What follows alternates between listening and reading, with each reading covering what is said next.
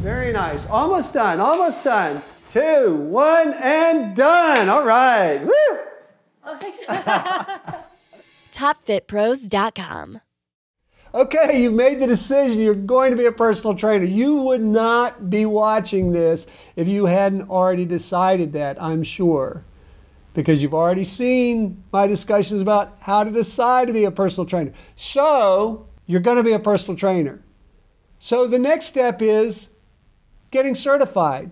Now, I want you to take this certification process very seriously. Not just pass the test, but really, really know your stuff. And that means getting certified with the right organization. Because there are so many different organizations out there that will certify you as a personal trainer. There are gyms you can go to who will certify you in-house. They give you a crash course that takes a few days, and boom, they're certifying you, saying go on out there on the floor and train people. And then there are others that will require you to have some strong credentials. And those are probably ones you should think about striving towards working for if you're getting to be really good. But maybe what you want to do is just really do as well as you possibly can wherever you can land a job. And that's how you get started. But first, to do really well as you can, you have to know what you're doing. And that's why I want you to take it seriously. Take the learning process seriously. So who are some good organizations that can really teach you what you need to know? Well, I have certification with the National Academy of Sports Medicine. I have several certifications with them. I think they're great. Really, really do a good job on that. I also have several certifications with the National Federation of Professional Trainers.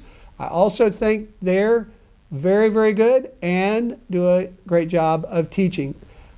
They have different approaches, and the information that you can get from each of them is different. So that was a little bit of an eye-opener to me when I started going to the National Academy of Sports Medicine, seeing a completely different viewpoint than I got at the National Federation of Professional Trainers. That caused me to really dig deep into the information and compare and see where they're drawing their conclusions and what they're coming up with. PTO Global is another good one. They have a totally different perspective than NFPT and NASM. And then there's the Gray Institute, another totally different perspective. So you have some really good organizations out there who are going to give you different ways of looking at the science of physical fitness, kinesiology, human movement science. And what you want to do is take what you can get from each of these organizations. I would get multiple certifications. Not at first, of course. You can start out with just a basic certified personal trainer certification and go to work, start getting some experience, and then begin to work on some other certifications and some advanced certifications.